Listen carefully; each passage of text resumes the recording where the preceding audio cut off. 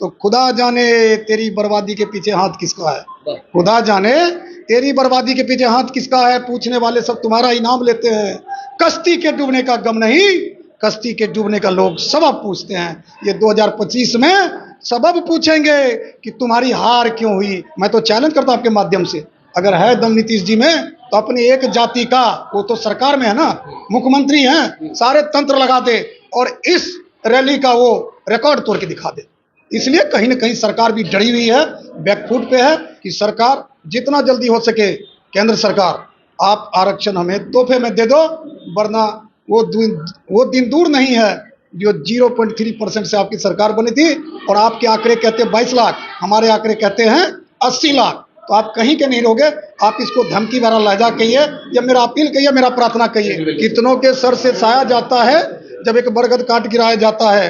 धरती खुद ही खा जाती फसलों को, इल्जाम चिड़ियों पे लगाया जाता है। ये जो सरकार है ये कहते हैं कि आरक्षण जो है ना कोर्ट ने आपको किया, लेकिन मैं आपके माध्यम से कहना चाहता हूं, जब कोर्ट में बहस चल रही थी तब आप कहां थे, तब आप क्यों नहीं थे। आज पूरे बिहार का ताती ततवा उनको एक उम्मीद जगी है कि पटना में अब मेरा भी ठहराव है, अब मैं पटना में भी ठहर सकता हूं, अब मेरा पटना में भी एक घर बन गया है। और वो घर देने वाला कौन है? राष्ट्रीय अध्यक्ष इंजीनियर आईपी गुप्ता। नमस्कार, मैं रंजित कुमार, आप देख रहे हैं मास्टर मीडिया बिहार। अभी हम इस वक्त पटना में हैं। पटना में इंडियन इनकलाब पार्टी का एक कार्यालय का एक शुभारंभ हुआ है और हमारे साथ इंडियन इनकलाब पार्टी के प्रदेश प्रवक्ता डॉक्टर धनोज कुमार जी हैं। आइए हम बात करने की कोशिश करते हैं। सर, सबसे पहले स्वागत है। बहुत बहुत धन्यवाद। और आपके भी चैनल को देखने वाले जितने पाठक हैं उनको मैं नमस्कार करता हूं और आपके उज्जवल भविष्य की मैं कामना करता हूं। कार्यालय के आप लोग आज पटना में आज आखिर आज उद्घाटन कर दिए हैं सर, देखिए, कहेंगे?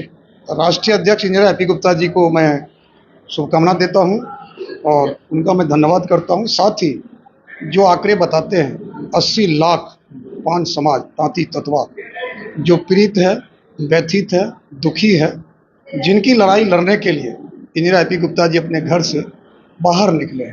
और आपको भी पता है उनके साथ आप काफ़ी दिनों तक रहे, जमीन में भी रहे, हवा में भी रहे, ना उनको खाने का ठिकाना ना पीने का ठिकाना, कुछ भी ऐसा नहीं था। उनके त्याग, तपस्या, बलिदान। आज चर्चा वही है कि इंजीनियर आईपी गुप्ता है कौन। ये सवाल तांती ततवा भी करते हैं, ये सवाल विपक्ष भी करते हैं, ये सवाल सत्ता पक्ष भी करते हैं। और सवाल यही है सबका कि कौन है जो पूरे बिहार को उन्होंने झकझोर के रख दिया कि जो मेरा हक अधिकार है आरक्षण वो मुझे चाहिए। वो मांग क्या रहे हैं? तांती ततवा का आरक्षण ही तो मांग रहे हैं। जब देश के यशस्वी प्रधानमंत्री नरेंद्र मोदी जी सवर्ण को बिना मांगे 10% आरक्षण दे सकता है, तो ये हमारा सामाजिक स्तरीय, राजनीतिक स्तरीय, संवैधानिक स्तरीय तमाम दृष्टिकोण का अगर आप देखेंगे तो तांती ततवा की जो स्थिति है वो बहुत ही दयनीय है। और बाबा साहब भीमराव अम्बेडकर के जो संविधान है उसके तहत हम लोग संवैधानिक हक के अधिकारी हैं। और ऐसे में हमारे राष्ट्रीय अध्यक्ष जी आरक्षण मांग रहे हैं, कोई बुरा नहीं कर। और रही बात आपके सवाल का, तो ये जो है इंडियन इनकलाब पार्टी का प्रदेश कार्यालय, आज पूरे बिहार का तांती ततवा उनको एक उम्मीद जगी है कि पटना में अब मेरा भी ठहराव है, अब मैं पटना में भी ठहर सकता हूं, अब मेरा पटना में भी एक घर बन गया है। और वो घर देने वाला कौन है? राष्ट्रीय अध्यक्ष इंजीनियर आईपी गुप्ता। मैंने कहा जाए तांती ततवा जाति के लोगों का एक बहुत बड़ा हौसला बढ़ा है। बिल्कुल, इतना बड़ा हौसला मैं उसको शब्दों में बयान नहीं कर सकता। जब आप अब के बाद बिहार में घूमेंगे और जितने भी तांती ततवा से मिलेंगे तो माय डियर रंजीत जी, आपको एक अलग ही विश्लेषण मिलेगा और आपको भी थोड़ी सी परेशानी झेलना पड़ेगा। ये भी एक मील का पत्थर है आरक्षण की लड़ाई में, यह एक पड़ाव है, यह भी एक जीत है। इस जीत को रोकने के लिए पक्ष विपक्ष ने क्या क्या नहीं किया। कौन सा जीत की बात कर रहे हैं? ये जीत है, ये इंडियन इनकलाब पार्टी का कार्यालय खुलना, पटना में, वो भी पटना राजधानी में।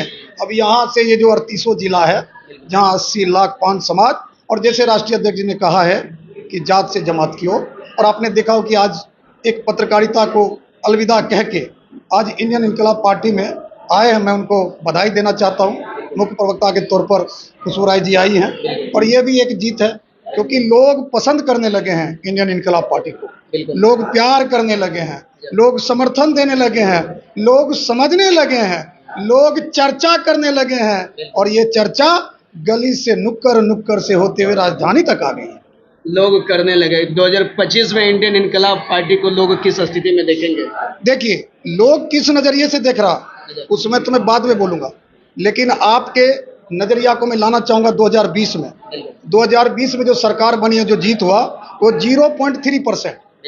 आप यह देखिए, अभी धड़क रहा है दिल नीतीश कुमार का, अच्छा, पांव कांप रहा है अपने आप को जो चाणक्य कहते हैं अमित शाह जी का, कि क्या होगा, क्योंकि फेडरल स्ट्रक्चर में, संघीय ढांचा में किसी स्टेट की गवर्नमेंट अगर बदल गई तो सेंट्रल को नाको चनिचवा दिया जाता है। ऐसे में ये जो 0.3% के अंतराल से जो सरकार बनी है, उसकी धड़कन तेज है।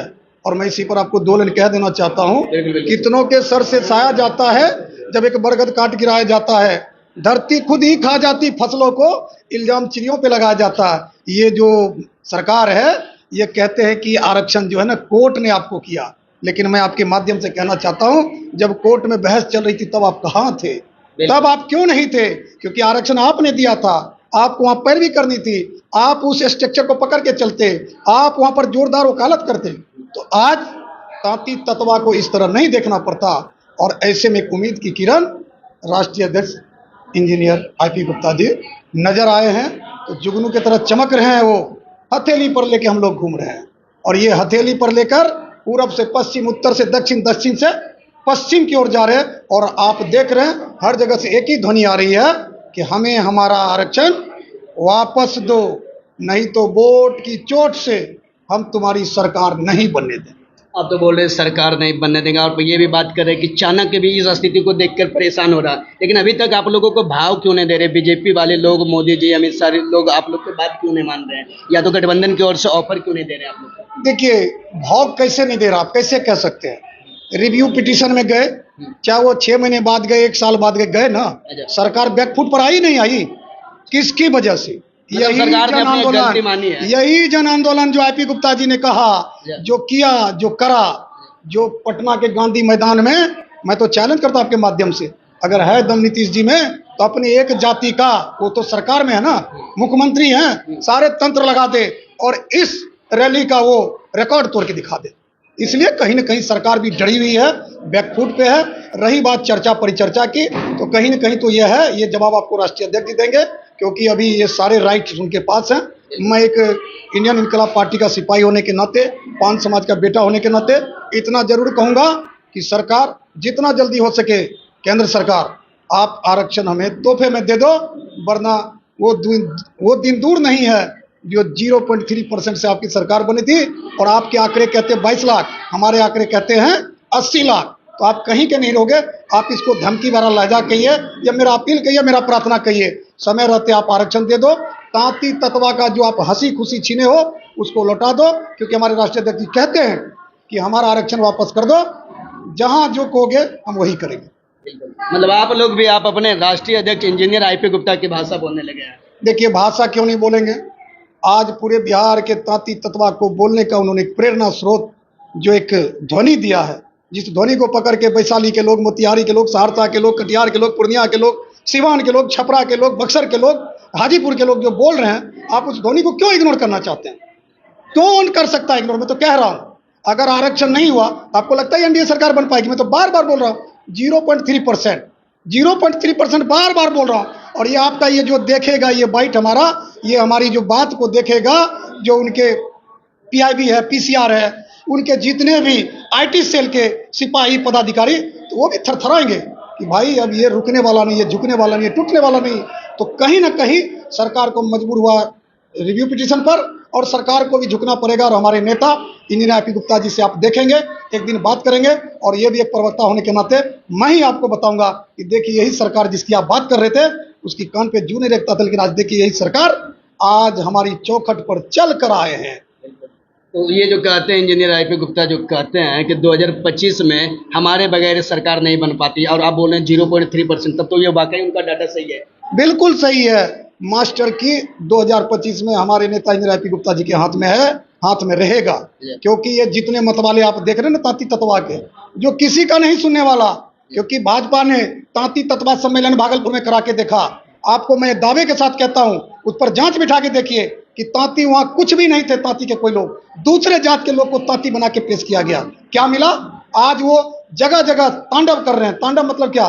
तांती के जो लोग हैं उसको प्रलोभन दे रहे हैं, उसको तोड़ने का काम कर रहे हैं। लेकिन ये सब प्रपंच नहीं चलेगा, उनको झुकना ही पड़ेगा, उनको आरक्षण देना ही पड़ेगा और हमारे नेता इंदिरा पी गुप्ता जी का बात मानना ही पड़ेगा। मतलब आरक्षण आप लोग लेके ही छोड़िएगा? बिल्कुल, कोई समझौता नहीं। मुद्दा आप लोग का क्या रहेगा? बिल्कुल आरक्षण मुद्दा है। उसके बाद बिहार में राजनीतिक मुद्दा बहुत सारे हैं, जैसे शिक्षा को लेकर बड़े बड़े दावे करते हैं, लेकिन आप जाकर देखिए तो बच्चे के साथ कितना अन्याय हो रहा है, शिक्षा प्रक्रिया कितना दुरुस्त नहीं कर पाए ये लोग। सड़कें देख लीजिए गांव घर में, आपको पता चलेगा बारिश के समय में। और रही बात पटना ही, जिस जगह पर अभी हम बैठ के आपको बातें कर रहे हैं, उससे कुछ ही किलोमीटर में आप देख लीजिए घुटने से ऊपर पानी है। तो ये सरकार जो है, ये सरकार कुछ करी नहीं है। लेकिन मैं आपको बता देना चाहता हूं, जो हमारे नेताजी, हमारे इंदिरा पी गुप्ता जी, जब उनको मौका बिहार की जनता देंगे तो आप देखिएगा बहुत सुंदर, क्योंकि उसके पास जो मैकेनिज्म है वो बहुत ही सुपरलेटिव मैकेनिज्म है।